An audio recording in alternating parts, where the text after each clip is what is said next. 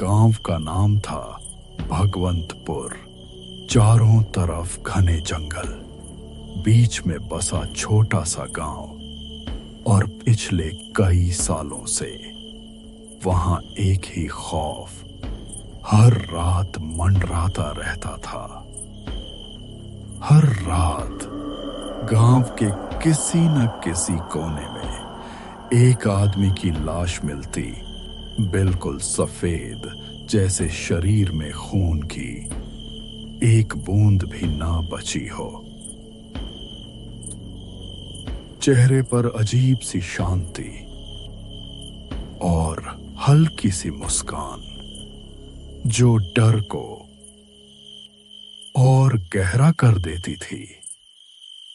गांव वालों का कहना था, वो कोई औरत है, जंगल की चुड़ैल, पहले मोह लेती है, फिर जान ले लेती है। एक रात फिर से हंगामा मचा। खेत के पास एक और लाश मिली। ठाकुर साहब खुद मौके पर पहुंचे। गांव के सबसे ताकतवर आदमी, लेकिन इस रहस्य के आगे वो भी बेबस थे।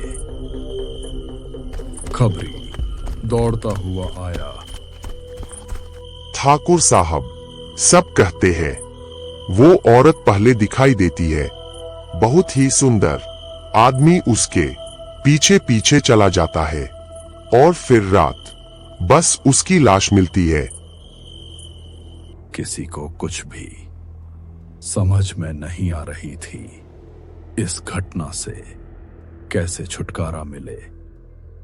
एक रात ठाकुर अपने हवेली में बैठा सोच रहा था, तभी दो लोगों के साथ खबरी आता है।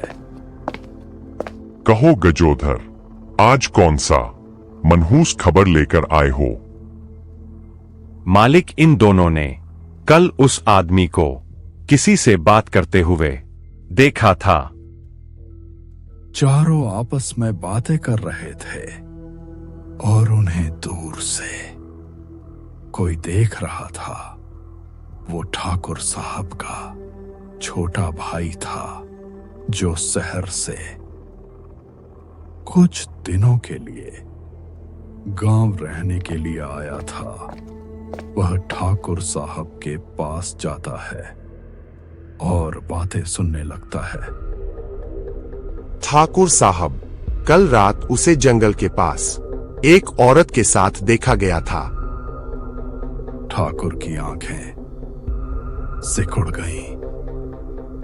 कौन औरत? क्या वो हमारे गांव की थी? ठाकुर साहब, किसी ने साफ चेहरा नहीं देखा, लेकिन सब कहते हैं बहुत खूबसूरत थी। तभी पास में खड़ा ठाकुर साहब का भाई बोलता है, बड़े भैया, किस औरत की बात हो रही है? मैं जब से आया हूं तब से देख रहा हूं, गांव वाले बहुत डरे हुए हैं। आखिर बात क्या है? छोटे मालिक, हमारे गांव में हर रात कोई मरा हुआ मिलता है। शरीर से सारा खून जैसे किसी ने चूस लिया हो। तभी हांफता हुआ एक आदमी आता है। ठाकुर साहब, गांव का हरिराम उस औरत से जिंदा बचकर भाग आया है। हरिराम डरा सहमा अपने बिस्तर पर बैठा था। सांस तेज चल रही थी और कुछ गांव वाले उसे देखने के लिए आए थे, पर वो किसी से बात नहीं कर रहा था। तभी ठाकुर और गांव वाले वहां आते हैं। डरो मत हरिराम, बोलो कौन थी वो औरत?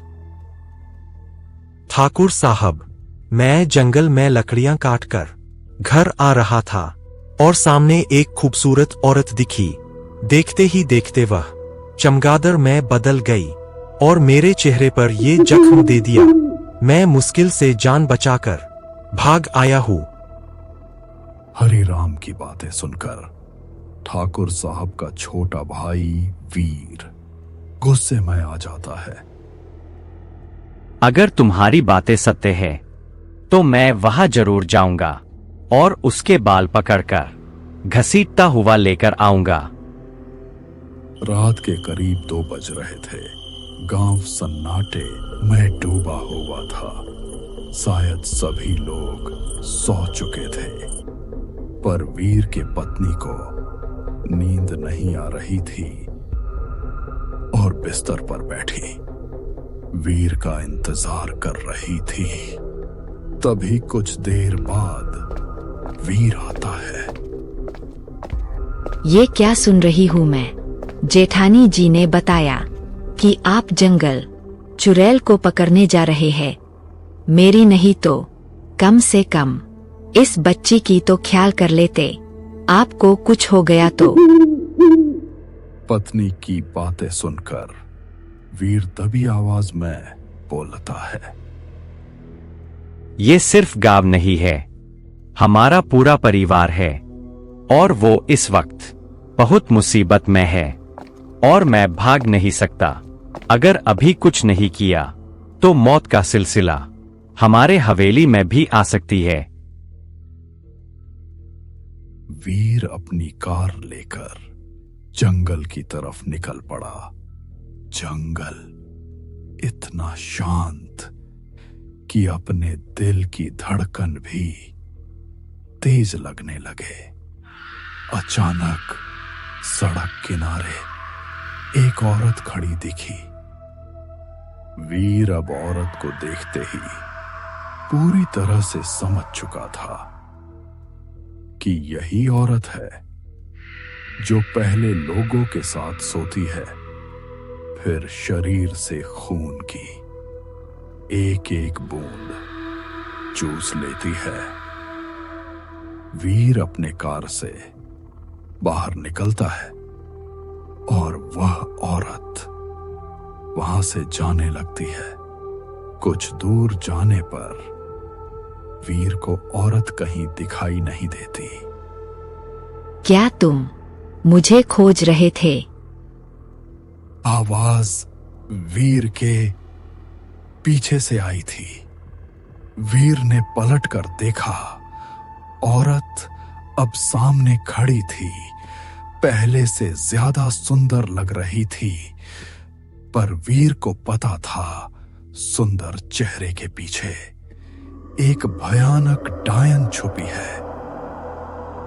पास में ही मेरा घर है, चाहो तो आज रात भर रहना, फिर सुबह चले जाना। इतना कहने के बाद औरत जाने लगती है। वीर इसी पल का तो इंतजार कर रहा था और पीछे पीछे चलने लगता है।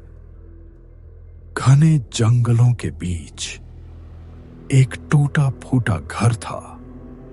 वह औरत सीधे अंदर में घुस गई और पीछे पीछे वीर भी चला गया। अंदर का सीन देखकर वीर हैरान हो जाता है।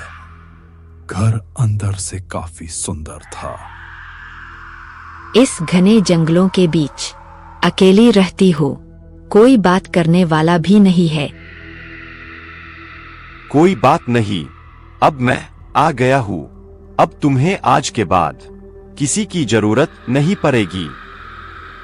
औरत बिस्तर पर जाते ही लेट जाती है और वीर उसके पास बैठ जाता है।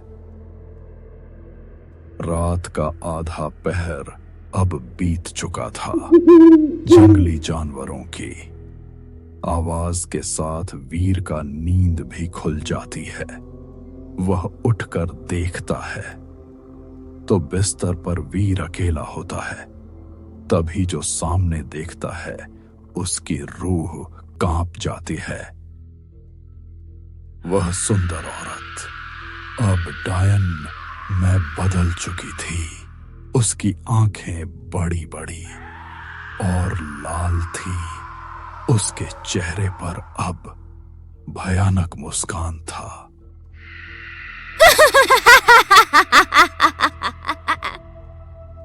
मुझे पता था डायन की खूबसूरती के पीछे सरा हुआ चेहरा छुपा है। वीर की बातों से डायन गुस्से में आ जाती है और चीखने लगती है।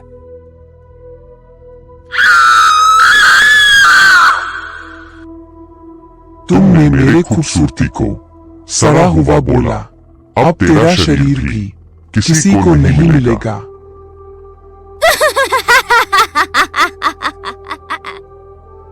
वीर भागते हुए घर से बाहर निकलकर दरवाजा बंद कर देता है और बाहर खड़े थे गांव वाले, हाथ में जलती मसाल लिए हुए। डायन जोर जोर से दरवाजा पीटने लगती है। दरवाजा खोलो, नहीं तो सबको खा जाऊंगी, किसी को नहीं छोड़ूंगी। गांव वाले घर में आग लगा देते हैं। घर तेजी से जलने लगता है। डायन की चीखें जंगल में गूंज उठती है।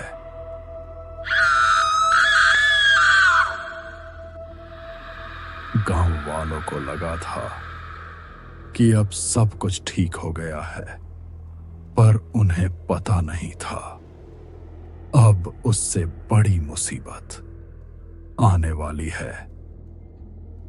घर पूरी तरह से जल चुका था, दीवारें टूट चुकी थीं और पास खड़ा था एक अघोरी।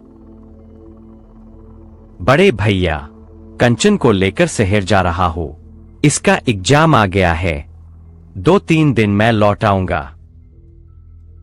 ठीक है, चले जाओ, पर जल्दी आना। रवि अपनी कार लेकर चला जाता है। अब रात आधी हो चुकी थी। ठाकुर सोया था। तभी उसे एक आवाज सुनाई देती है। ठाकुर साहब, बाहर आइए। आवाज सुनकर ठाकुर की आंखें खुल जाती है और वह बाहर निकलकर जो देखता है उसकी नींद उड़ जाती है। सामने वही अघोरी और उसकी पोती खड़ी थी। क्या हुआ इसे? और मेरा भाई कहाँ है?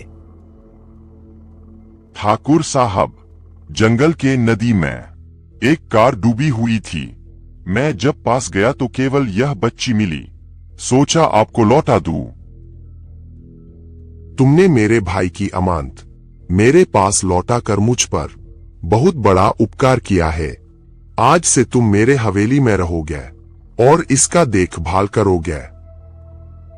अघोरी इसीलिए तो आया था, पर ठाकुर को पता नहीं था कि उसकी हवेली पर अघोरी का काला साया पड़ चुका है।